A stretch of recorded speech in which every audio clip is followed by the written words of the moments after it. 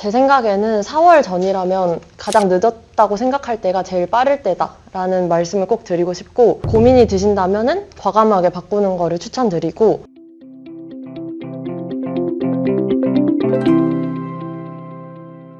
안녕하세요. 한빛에서 특허법을 강의하고 있는 특허법 한 큐에 끝내다 박규민 변리사입니다. 안녕하세요. 한빛학원에서 민사소송법을 강의하고 있는 나지혜 변리사입니다. 네, 오늘은 정말 귀한 시간을 내주신 61기 대표 미남 미녀 변리사님 두 분을 모시고 특별한 자리를 마련했습니다. 치열하게 준비하며 도전하고 노력해온 이야기부터 합격의 순간까지 61기 변리사님들의 생생한 이야기를 함께 나눠보도록 하겠습니다. 두 분 환영합니다. 안녕하세요. 저는 이번에 61기로 합격한 김정윤이라고 하고 고려대학교 기계공학부를 졸업했습니다. 이번 시험에 13등으로 합격했고 공부는 3년 반 정도 해서 삼시로 합격했습니다. 네, 안녕하세요. 저는 61회 변리사 시험 합격한 조민석이라고 하고요. 서울대학교 생명과학부 졸업했고 등수는 37등이더라고요. 그리고 공부 기간은 4년 정도 했고 삼시 합격했습니다. 네, 반갑습니다. 두 분 모두 삼시로 합격하셨다고 들었는데요. 아무래도 공부하면서 마음처럼 좀 쉽지 않은 순간들도 있었을 것 같아요. 혹시 수험 생활 중에 기억에 남는 순간들이 있을까요? 저는 올해 삼시여서 어떻게든 합격하겠다는 열망이 커서 그런지 스스로를 좀 많이 제한하고 괴롭혔던 것 같은데요. 제가 허리 디스크가 굉장히 심한데 수업을 들을 때 GS 시작하기 전에 아침 수업에서 허리가 터졌는데도 뭔가 수업을 꼭 다 들어야 될 것만 같아서 3GS 동안 다 울면서 쓰고 밤에 아버지 차를 타고 실려간 적이 있었는데요. 지금 생각하면 굉장히 미련하고 무모한데 그만큼 제가 간절했다는 증거인 것 같아서 굉장한 아련한 기억으로 남아 있습니다. 저는 항상 GS 쓸 때 시간이 모자라서 고생을 좀 했었는데요. 어느 날은 이제 GS 쓰다가 4번 문제가 남았는데 10분밖에 안 남은 거예요. 그래서 갑자기 쓰기가 싫어지더라고요. 그래서 중간에 뛰쳐나와서 편의점 가서 초코바 뜯으면서 이제 좌절했던 그런 기억이 있습니다. 네, 그런 과정을 겪었기 때문에 지금의 합격 순간이 더 특별하고 기쁘셨을 것 같습니다. 그렇다면 합격하시고 나서 가장 재밌었던 일이나 기억에 남는 순간이 있다면 무엇이 있을까요? 저는 아무래도 올해 과 선배들이랑 같이 스터디를 했었는데 셋 다 굉장히 간절하게 공부를 했기 때문에 서로 합격했는지가 굉장히 궁금했는데 합격자 발표 나고 전원 합격이라는 거를 알고 나서 셋이 얼싸안고 기뻐했던 게 가장 기억에 남습니다. 저는 얼마 전에 제가 쓴 답지를 열람하러 갔었는데요. 제가 쓴 거 이제 차근차근 다시 보다 보니까 특허 쓸 때 긴장했던 게 글씨에 다 드러나기도 하고 그런 거 보면서 너 이 녀석 생각보다 잘 썼는데 그런 생각도 하기도 했습니다. 굉장히 부럽습니다. 사실 합격했을 때가 가장 행복한 것 같아요. 네, 그러면 이제 곧 1차 시험이 끝나고 이제 본격적으로 2차 시험 준비 시즌이 시작됩니다. 변리사 시험의 꽃이라고 불리는 2차 시험 어떻게 준비해야 할지 고민이 많으실 것 같아요. 자막에서 보셨다시피 굉장한 실력자들이시고요.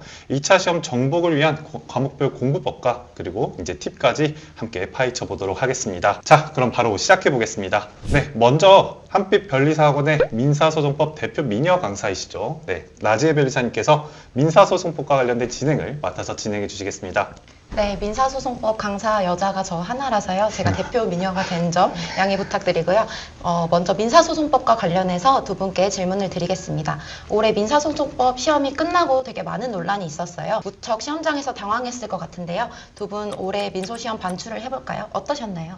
저는 작년과는 경향성이 매우 다르기는 하지만 그래도 기존의 기출들과 크게 다르지 않다고 생각했고 그 난이도도 막 크게 엄청나게 어려웠던 건 아니어서 기출을 열심히 분석했다면 평이하게 풀 수 있었던 문제라고 생각합니다. 그래서 답을 맞추는 게 가장 중요했다고 생각합니다.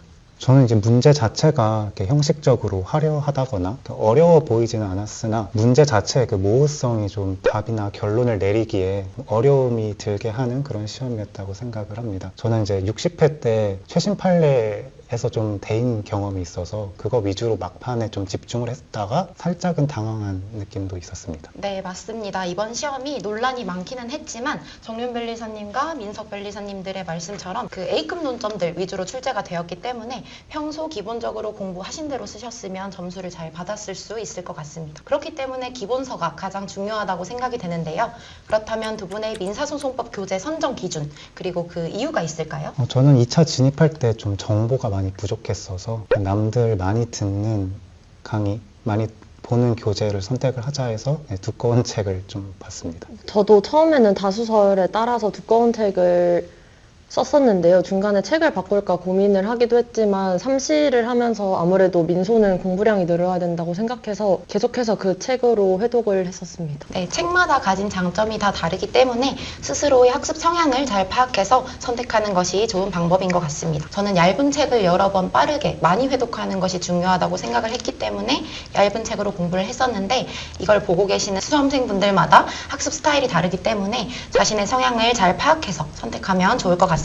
네, 그럼 다음 질문인데요. 민소를 공부하시면서 가장 어려웠던 점 그리고 그것을 극복할 수 있었던 나만의 팁이 있으면 보시는 분들께 설명 부탁드립니다. 분량을 채우는 게 가장 어려웠거든요. 그래서 5월달 시험 2달 전인 5월달까지도 16페이지를 채우는 게 힘들었었습니다. 근데 이제 그때 나재 변리사님 GS를 들었었는데 상담을 좀 요청해서 어떻게 해결하면 좋을까에 대해서 얘기해 본 적이 있었거든요. 저는 한 문제를 통으로 풀고 목차를 통으로 잡았었는데 그러다 보니까 좀 시간이 많이 걸렸어서 나재 변리사님께서 그냥 소설문별로 풀어라. 그리고 목차, 문제 소재 쓰면서 잡아라. 이렇게 자신감을 가지라는 말씀을 많이 해주셔서 그렇게 훈련 열심히 하다 보니까 시험 때는 18페이지가 좀 가능했던 것 같습니다. 저는 기득 때까지도 민소를 굉장히 많이 공부했음에도 점수가 오르지 않아서 고민이 굉장히 많았는데요. 다른 합격자님들이나 강사님들께 여쭤봤을 때도 그럼에도 민소는 무조건 양을 늘려야 된다고 하시길래 30대도 그냥 공부량을 많이 늘리는 방법으로 했습니다. 그 대신 그냥 회독을 하는 것이 아니라 백지 복습을 하는 형식으로 회독을 진행해서 아이패드 빈 화면에다가 그 날에 해야 되는 단원의 목차들을 책을 보지 않고 적은 다음에 책이랑 비교하는 방법으로 회독을 했는데 그렇게 하게 되면은 머릿속에 아무래도 목차가 쫙 펼쳐지기 때문에 답안지를 쓸 때 질적으로나 양적으로나 채우는 데 많이 도움이 되었던 것 같습니다. 네, 두 분 답변을 들으니까 두 분이 시험 공부하시면서 열심히 공부를 했다는 게 느껴집니다. 저도 정윤님의 답변에 이어서 말씀을 드리면 민사소송법의 경우에 백지의 목차를 다 전개할 수 있을 정도로 공부를 했었는데요. 이렇게 하면 누락이 줄어들기도 하고 그리고 목차나 논점 추출도 용이해지기 때문에 방법은 추천드립니다. 그리고 민사소송법 분량이 되게 많아 보이지만 이렇게 한번 틀을 정해놓고 나면은 양이 줄어드는 경험을 하실 수 있으니까요. 꼭 이렇게 공부를 해보시면 좋겠습니다. 그럼 다음 질문인데요. 민소 답안지 쓸 때 중요하다고 생각하는 포인트가 있을까요? 의견이 많이 갈리기는 하지만 민소 답안은 양이 제일 중요하다고 생각해서 정확한 내용을 많이 쓰는 게 중요하다고 생각하고 두 번째는 아무래도 민사소송법이기 때문에 답을 맞추는 게 굉장히 중요하다고 생각해서 저는 기본서 회독을 할 때 각하나 인용 같은 키워드나 뭐 가능 불가능 같은 키워드에 모두 빨간색으로 표시를 해두고 회독을 하면서 항상 문제를 풀 때 정확하게 판단할 수 있도록 연습을 많이 했던 것 같습니다. 당연히 이제 답 맞추는 거 중요하고 판례 현출하는 거 중요한데 저는 첫 번째로는 이제 묻는 말에 대답하기를 꼽고 싶습니다. 사안포섭이랑 문제 해결을 좀 잘 구분 지어서 명확하게 문제를 해결해 주는 게 좀 중요하다고 보고요. 그리고 두 번째로 이제 욕심 버리기. 학설 판례 검토제 쓰다 보면은 자기도 모르게 거기에 취해서 이제 시간이나 분량의 조절에 실패하는 경우가 좀 있는데요. 남들 쓴 만큼만 좀 쓰고 넘어가는 과감함을 가지는 것도 중요하다고 생각합니다. 네, 두 분이 공통적으로 답을 맞히는 것을 포인트로 말씀을 해주셨는데요. 민사소송법의 경우에는 다른 과목에 비해서 좀 전형적인 과목이다 보니까 답을 틀리면 득점에 큰 영향이 있는 것 같습니다. 계속 대화를 나눠볼수록 기본기가 탄탄해야 된다라는 생각이 계속 드는 것 같습니다. 마지막으로 민사소송법 GS 들으셨잖아요. GS 활용 방안이 있을까요? 저는 강사님 두 분의 GS를 들었었는데요. 민사소송법 관련해서. 한 분 거는 이제 최신 판례 공부용으로 좀 이용을 했고 다른 하나가 이제 나재 변리사님 GS였는데 시간 관리나 실전 감각 올리기 연습용 이렇게 훈련용으로 좀 이용을 했던 것 같습니다. 5월 GS 때 GS 문제들이 약간 당연한 문제인데 너 얼마나 당연하게 풀 수 있는데 아니면 이 배점 안에 너 얼마나 논점들을 좀 적절하게 쓸 수 있는데 이런 식으로 좀 압박감을 계속 형성하는 그런 문제들이었어서 60일의 시험을 준비하는 데 많은 도움이 됐던 것 같습니다. 저는 아까 말씀드렸다시피 30대는 민소의 시간을 굉장히 할애를 많이 했기 때문에 GS도 굉장히 많이 푸는 성격이었는데요. 같은 판례나 파트에 대해서 GS를 여러 개 풀어보면은 아무래도 중복돼서 같은 파트나 주제가 나오는 경우가 많기 때문에 많이 연습을 해서 최대한 빠르게 많은 양을 정확하게 쓰기가 중요하다고 생각해서 이틀에 하나 정도 GS를 굉장히 많이 푸는 방법으로 복습을 했습니다. 이후 복습할 때는 해당 파트에서 제가 만들어놨던 목차에다가 GS에서 중요하다고 생각하는 부분을 추가해서 기본서에 붙여서 같이 보는 방법으로 복습을 했습니다. 네, 많이 써봐야 한다. 제가 수험생들한테 많이 강조하는 부분인데요. 눈으로 봤을 때는 아는 내용 같고 뭔가 잘 아는 것 같아도 직접 써보면 또 차이가 있어요. 그래서 여러 번 써서 중요 논점들은 기계적으로 쓸 수 있도록 훈련을 해두시면 좋을 것 같습니다. 그리고 저희 GS뿐만 아니라 실제 시험에서도 2시간 안에 써야 하는 만큼 시간 관리도 중요하잖아요. 그래서 실전 연습하시는 걸로 GS를 활용하신 게 아주 좋은 것 같습니다. 두 분의 민사소송법 관련 이야기가 수험생들께 큰 도움이 될 것 같고요. 이어서 특허법과 관련된 이야기는 한빛학원의 특허법 대표 미남 강사이신 박규민 변리사님께서 진행해 주시겠습니다. 네, 박규민 변리사입니다. 이제 아무래도 저희들이 준비하다 보니까 미남 미녀라는 말을 쓰고 있는데 열심히 노력해서 미남이 되도록 하겠습니다. 이거는 편집해주세요. 죄송합니다. 두 분 모두 굉장히 특허법 점수가 정말 뛰어나신데요. 특히 올해 특허법 시험은 정말 말이 많았죠. 정말 까다롭고 어려웠던 시험이었다고 생각을 합니다. 특허법 시험이 끝나고 저희 강사 단톡방에도 시험지가 올라와요. 그래서 이제 시험지들을 다 보면서 강사들끼리도 와, 이렇게 나오는 게 맞나? 싶을 정도로 문제가 정말 친절하지 않았고 굉장히 문제량도 많아서 좀 체감 난이도가 굉장히 높았다고 생각을 합니다. 네, 혹시 다들 어떻게 대처하셨는지 김정윤 변호사님께서 먼저 말씀 부탁드립니다. 저는 사실 동착 이득을 거쳐오면서 특허법이 굉장히 어렵게 느껴지기도 했고 항상 매해 까다롭다고 느꼈기 때문에 올해라고 사실 딱히 다르다고 느끼지는 못했던 것 같아요. 그래서 삼시 공부를 하면서 특허는 스킬을 쓴다기보다는 묻는 대로 답하고 정답을 맞추는 게 가장 중요하다고 생각해서 연습을 할 때도 그렇게 연습을 했고 올해 답안지 파본 검사를 할 때도 역시나 무조건 답을 맞추는 게 중요하다고 생각이 들어서 올해 시험을 볼 때는 목차를 잡기보다는 여러 번 문제를 풀어서 답이 정확하게 제가 판단을 했는지 검토를 한 다음에 묻는 대로만 목차를 짜고 조문이랑 판례를 활용해서 답을 정확하게 현출하는 것에 집중해서 답안을 썼던 것 같습니다. 저도 파본 검사 딱 했을 때 이제 문제량도 너무 많았고 익숙한 포맷의 그런 문제들이 아니었던 것 같아서 많이 순화한 말로 이제 몹시 큰일 났다 이렇게 생각을 하고 시작을 했던 것 같습니다. 그래서 이제 문제를 2번, 3번 읽기보다는 한 번에 좀 천천히 읽더라도 이 문제를 수능 국어 독해하듯이 좀 천천히 이해를 해보자 이런 식으로 접근을 했던 것 같고요. 답이 뭔지 모르는 문제들이 몇 개 있었는데 그게 결국 틀렸더라도 제 안에서 그 논리의 흐름은 그럴듯하게 있어 보이는 답을 하려고 노력을 했던 것 같습니다. 정말 잘 대응하신 것 같아요. 제가 만약에 60일의 시험을 봤다면 특허법 시험을 보다가 아마 도망치지 않았을까 생각을 합니다. 네, 다음은 이제 특허법을 대비하면서 두 분이 각각 선택하신 특허법 교재의 선정 기준이라든지 또는 강의를 고를 때 어떤 기준을 좀 중점적으로 고려하셨는지 먼저 여쭤보고 싶습니다. 우선 민사소송법과 마찬가지로 또 정보가 많이 없었어서 대형 강의 따라가자 그래서 많이 보는 교재로 이제 시작을 했고요. 1회독을 하고 나니까 이제 거기에 좀 익숙해져서 이제 다른 교재를 선택하기에는 가독성에서 많이 손해를 본다고 느껴서 그냥 다른 강사님들 GS 자료들을 그냥 처음 추가하는 식으로 단권화를 했습니다. 저는 기득 때까지 같은 책을 봤었는데 점수가 1점도 오르지 않아서 삼시를 시작하면서 과감하게 책을 바꿨던 케이스인데요. 개인적으로 기본에 충실하고 정석적인 공부를 좀 선호하기 때문에 책을 바꿔서 회독수를 늘린 것만으로도 특허법 점수 향상에 굉장히 많이 도움이 됐었고 책을 바꾸면서 다른 GS를 수집해서 책을 저만의 단권화를 하는 방식으로 봤던 것 같습니다. 네, 저도 사실 이제 정유님께서는 제 GS를 수강하셨기 때문에 멘토링을 하면서 그런 고민을 하셨던 게 기억이 나요. 왜냐면 제 GS에서 항상 그냥 월등하게 1등이셨어요. 거의 1등이셨고 정말 잘하셨는데 근데 왜 이런 분이 왜 기득 때 안 드셨을까? 왜 특허법 점수가 낮게 나왔을까? 하고 이제 여쭤보면서 교재 선정에도 꽤나 중요한 영향을 미치는구나 라고 생각이 들었습니다. 그렇다면 정유님께 하나 더 물어보고 싶은 게 있는데요. 이제 수험생들 중에 교재를 선택하고 늦게나마 이제 좀 교재를 바꾸고 싶어 하는 학생들이 있습니다. 이런 친구들에게 짧게나마 조언을 해준다면 어떤 게 있을까요? 제 생각에는 4월 전이라면 가장 늦었다고 생각할 때가 제일 빠를 때다라는 말씀을 꼭 드리고 싶고 저는 기득 때도 항상 고민을 하다가 시험 때까지 결국 교재를 못 바꾸고 시험장에 들어갔었는데 막판에도 1회독 하는데 2주나 넘게 걸릴 정도로 책이 굉장히 안 맞아서 고생을 했던 기억이 있거든요. 그래서 고민이 드신다면은 과감하게 바꾸는 거를 추천드리고, 무작정 바꾼다기보다는 친구들의 책을 먼저 빌려서 본다거나, 초반에는 아무래도 안 익숙한 책이기 때문에 오히려 억지로라도 회독수를 늘려서 많이 보는 걸 추천드리고, 만약에 기존 책에서 익숙한 부분이 있다면 과감하게 오려붙여서 단거나 하는 방법을 추천드립니다. 네, 감사합니다.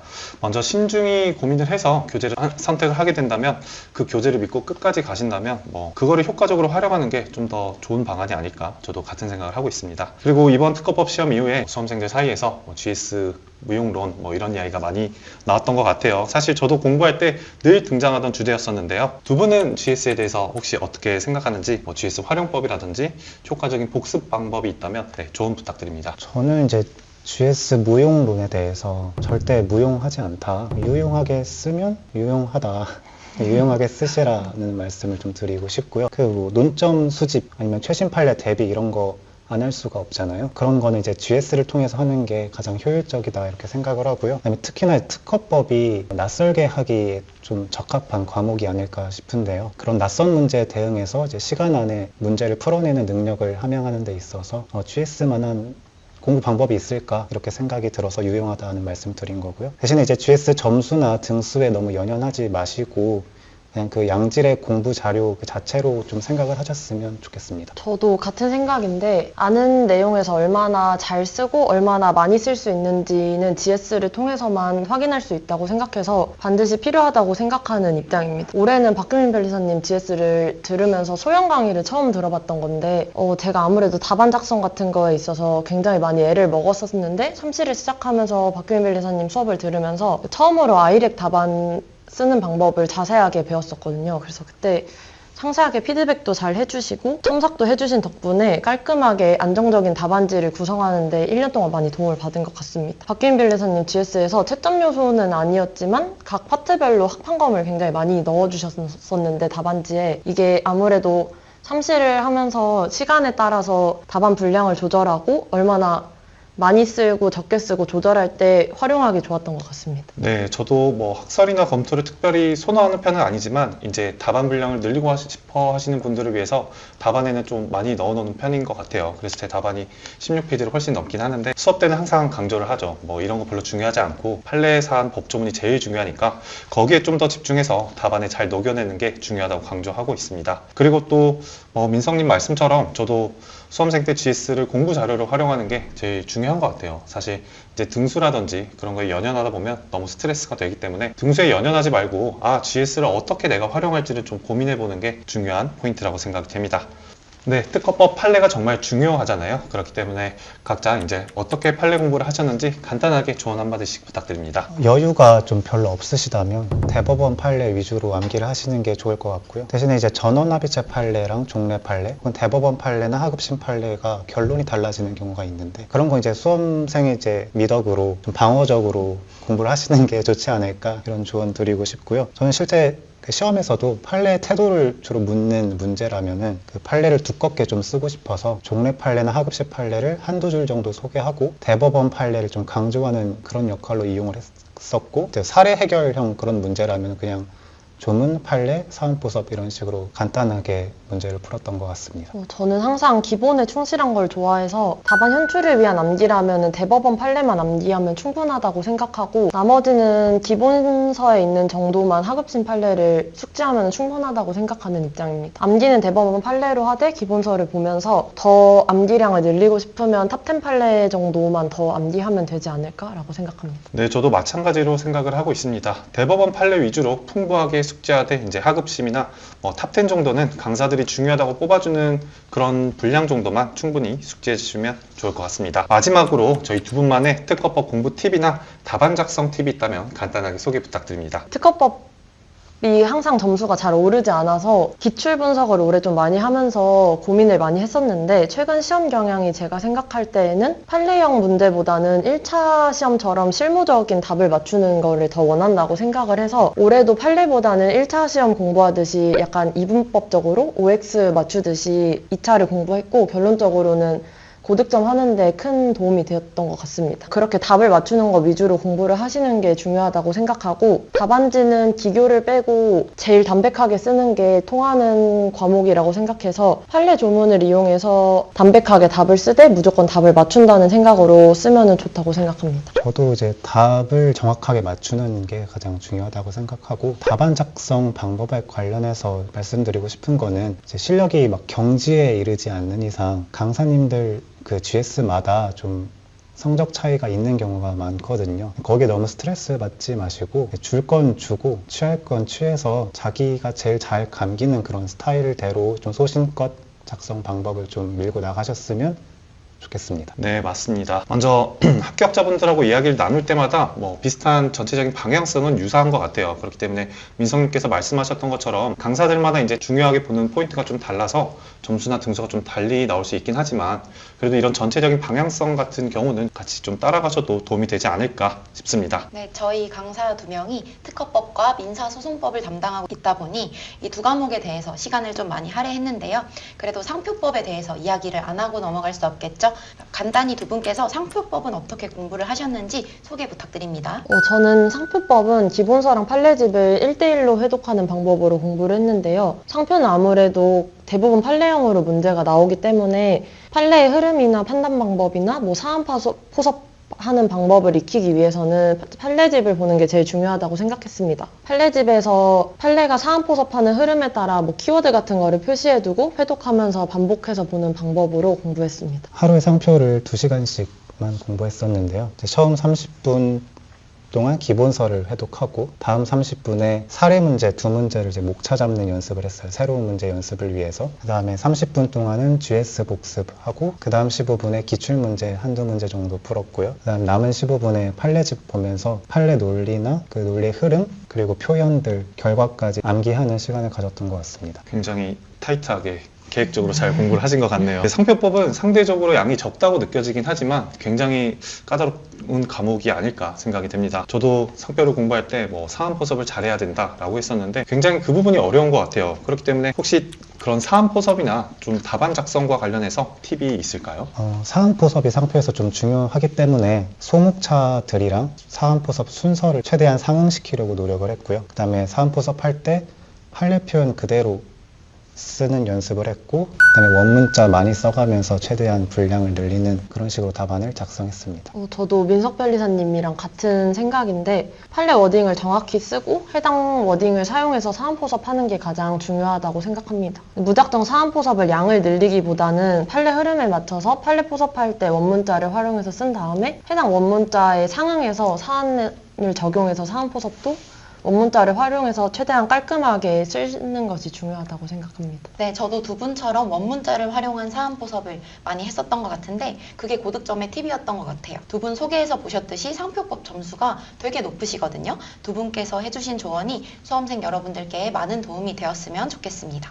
그럼 상표법은 이 정도로 마무리하는 걸로 하고 이제 선택 과목 이야기도 간단히 들어볼까 하는데요. 어떤 선택 과목을 선택하셨는지 그리고 그 과목을 고른 이유나 선택 과목에 임하는 자세에 대해서 간단히 말씀 부탁드립니다. 네, 저는 분자생물학을 선택했고요. 제 전공이 생명과학이다 보니까 선택 과목 공부 시간을 최대한 줄이고 싶어서 분자생물학을 선택했습니다. 근데 초시 때도 그렇고 기득 때도 그렇고 대충 점수를 잘 주시길래 공부를 거의 안 했거든요. 지금 와서 생각해 보니까 굉장히 이게 위험한 선택이었는데 점수도 55점으로 간신히 합격을 했기 때문에 선택 과목도 좀 신경을 쓰시면 좋을 것 같습니다. 저는 3년간 연력학을 선택했는데요. 저도 처음에는 사실 제가 기계과기도 하고 연력학 선택했다고 하면 다들 멋있다고 해주길래 그런 마음으로 임했었는데 생각보다 해보니까 학교에서 배운 내용도 많고 법 과목에 비해 암기할 양도 거의 없다 보니까 굉장히 편안하게 시험을 볼 수 있었던 효자 과목이었던 것 같습니다.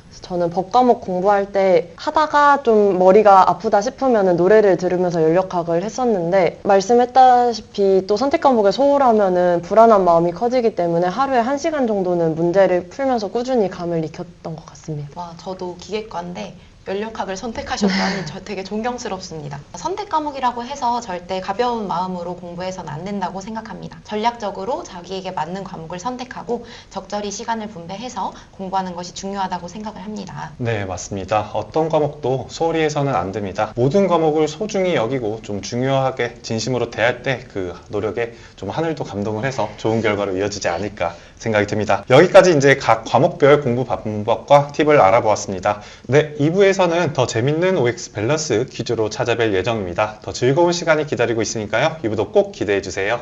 네, 감사합니다.